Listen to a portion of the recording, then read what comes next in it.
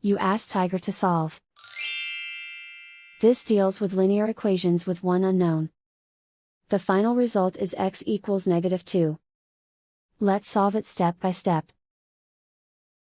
Group all constants on the right side of the equation. Subtract 5 from both sides.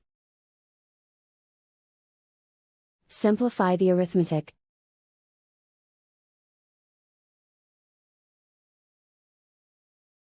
Isolate the x. Divide both sides by 5. Simplify the fraction. Find the greatest common factor of the numerator and denominator. Factor out and cancel the greatest common factor. And so the final result is x equals -2.